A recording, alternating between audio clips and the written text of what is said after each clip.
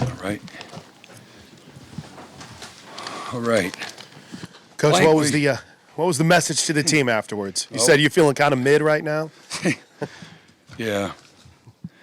Really proud of our team. Congratulations on just a great game by Coach Malzahn and his staff, and certainly his team. We were fortunate to win the game. We made enough mistakes today to lose. Captain Obvious here, but we were able to overcome it. And kind of like in golf, on the scorecard, there's a real small little box when you make that par. I hadn't made many, but you can't explain everything that happened in the game or on that particular hole. Not enough room, and it all counts the same if it's a par. And so we'll take it. I can find lots of different ways to win the game. Thought we got into a really good rhythm on defense early. 4 straight drives of 3 and out, and then we gave up a drive there where we stop them on 3rd down on the goal line, and then get the taunting penalty, and our guys continue to fight. But this game will punish you for the lack of poise and discipline. Challenge the team to start the week on the back half of the season to be, strive to be described when people describe this team. Something that you can, identify. The DNA of Team 129, and strive for people calling you disciplined, and we were exactly opposite of that today. And again, fortunate to win, and with the mistakes that we made, again, even all the way up on that last drive, some of the things we did is a little perplexing, and don't think that off week had anything to do with it. Don't think that looking past anybody had anything to do with it. And sometimes that's the game of football, and a lot to learn from and get better from. And hopefully our guys will come back on Monday and be relentless to improve. We got a lot to improve as we look forward, but we're 7-0, and again, real proud of our offense there late. In the game, we got it together and had 2 fantastic touchdown drives. And Drake Stoops was fabulous again. Just a great football player. What a fantastic football player. He had some amazing words for the guys. I put him up there in front of the guys and what this team means. He's such a great leader and has been the model of consistency, and stands for everything that we want our team to stand for. And Nick Anderson, another great day, over 100 yards and 2 more touchdowns for him. And Dylan, when we had to, again, leading us on those 2 touchdown drives. And Gavin and Marcus had some good, tough runs there on both of those drives. So a lot to be thankful for. Thankful for victory. And, again, thankful for, I love going in on Monday after a win, and I get to yell at some guys, and we got a lot of yelling to do. But and I say that with all due respect to our guys and what we got to do to improve and get better, because there's a lot of things. So, what was the key to getting the running game going late? I think sustaining blocks and run through some trash. We got to run with a little more power, play behind our pads, and not let the first guy, get us down. That's if you think about last year, again, just good running backs. When you got to run through, for the whole game, they can't just knock you down with an arm tackle. You got to run through some trash, make something out of nothing sometimes. We got to sustain blocks on the first level better, and we get a little complacent and don't finish sometimes, and it shows. I thought, again, UCF did some really good things on defense, but, we've got to continue to work on the run game, and we got, again, it was a big part of, both of those touchdown drives. So, Brent, on the 2-point try, looks like you guys snuffed it out. Did you expect that, or what did you expect on that 2-point try? Our defensive call is actually stuffing. So you said stuffed it out. So, guys did a good job of being prepared for that moment. Spent a lot of time in the red zone, knowing how good their offense was. And again, there's a lot, man. It was a frustrating game for us on defense because, UCF, did the things they needed to do to keep it close and make some plays. And, the 17 points, though, I really felt in the first half that we gave up, we had a lot to do with it. And, I think they rushed for 50 yards on 41 carries, and 40 of the carries they averaged 2.5 yards, and number 3 rushing team in college football. But we gave up the 54-yarder on that sprint draw, and we worked on that play a lot, and it didn't show. And they punched it through there on that play, did exactly what we can't do on it, and they made us pay for it. So, but yeah, they prepared, the 2-point play, and I'm disappointed in the touchdown play that shouldn't have happened. But again, stuff that we got to get better at. Did you get information or reference to the rule, the unsportsmanlike conduct is an 86-yard touchdown? Yeah, they said they called it a touchdown. The guy said he missed it where it happened. They called it in the end zone. So. Where was Tommy Walker today? He was in house suspension. So hopefully he'll be back next week. Hey, Brent, I'm over here, I'm so behind you. Yep. Kendall made the play on their 2-pointer, but I take it there was more to it than that. In terms of you guys locking down and doing what you needed to do, at least on that play. Can you sort of take me through what you wanted to do and what you saw happen? Yeah, I mean we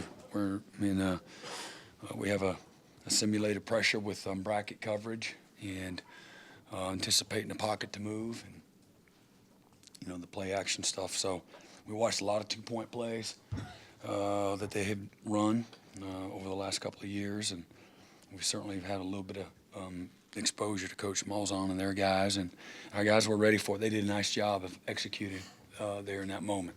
It looked like he was wanting to throw it. Is that what you saw too? Yeah. Yeah. So you had the end zone covered pretty well. Yeah. It's not he didn't miss something. You just had it really covered well. Right. Okay. Thanks. Don't like that. Maybe the film will tell me something different. That happens every once in a while too. Hey Brent, you've had teams that have been in position to contend for big Yeah. prizes at the end of the year. I'm sure you've had teams that have maybe had close calls like today. What can Lots. today? That's the message to the team, man. There's not a team I've been a part of, a championship team. Sometimes it's really, really good teams. Maybe you didn't win a championship, but you got to win different kinds of ways. And you start peeling it all the way back, and that's the game of football. And sometimes it looks really shiny at the end. The story reads really well at the end, but there's a story behind all that glory. The glory of winning a championship, holding a trophy up, and people that weren't an intimate part of it in the locker room sometimes forget all that. But it takes that too, to me, to if in a perfect world, we'll continue to get better, we'll continue to learn, we'll continue to figure out different kinds of ways to win, and not peak too soon. Whatever that means, you don't go out of your way, fall down and not score intentionally. You don't not peak intentionally, but the experience is that you find your identity through the struggle and the disappointment and the tough moments of a season. That does that for you.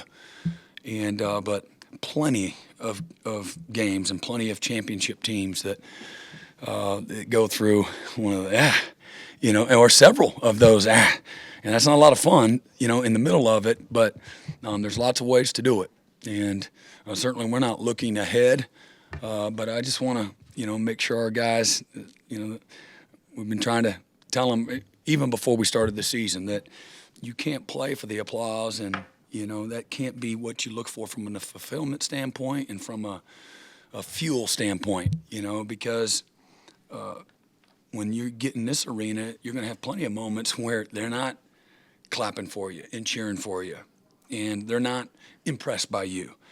And so don't go to that place. And again, young people, that's easier said than done. Even old people, some people that, they like to hear about themselves. And,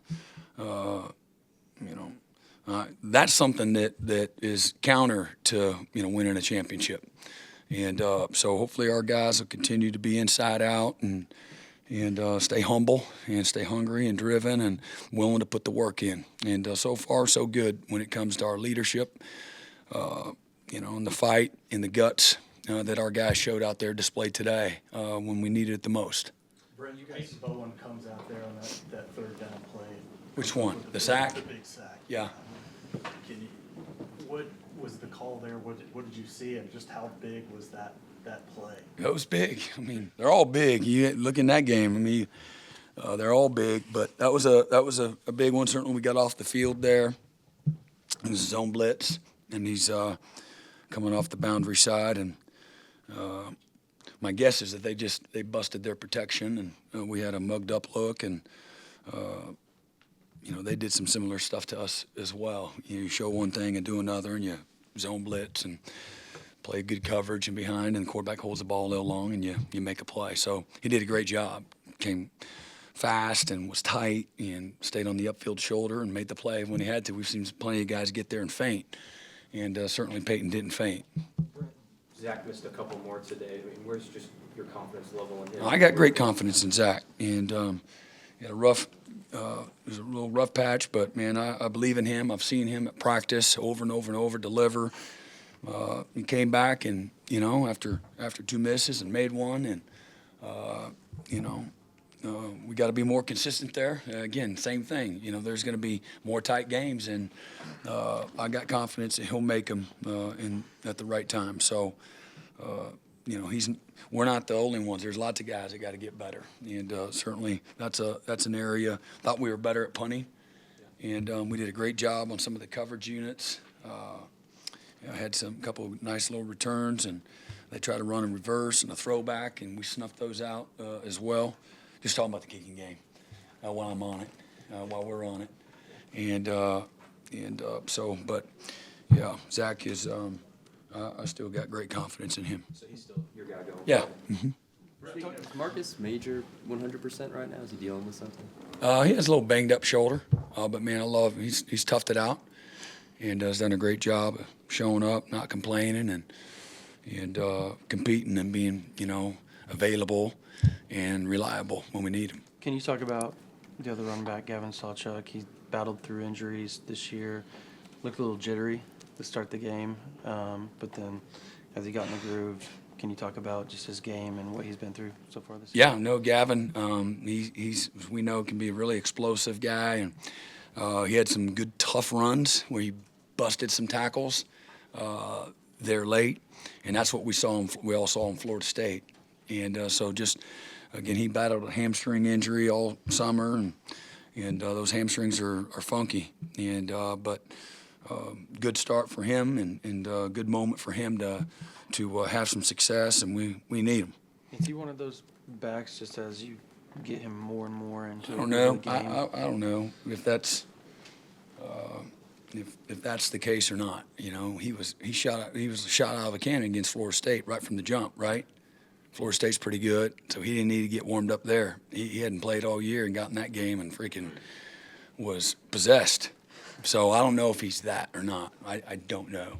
Brent, it seems like the running game that you guys have had so far, sometimes you'll have a big one, sometimes you guys aren't. Yeah, we got to be more consistent in doing the things that I'm talking about, sustaining blocks and, again, running through trash and having the patience that it takes, and then the people that are involved in, blocking that are outside the box, we got to do a great job there. And you got tight ends involved, and you got the quarterback that's got to run the fake.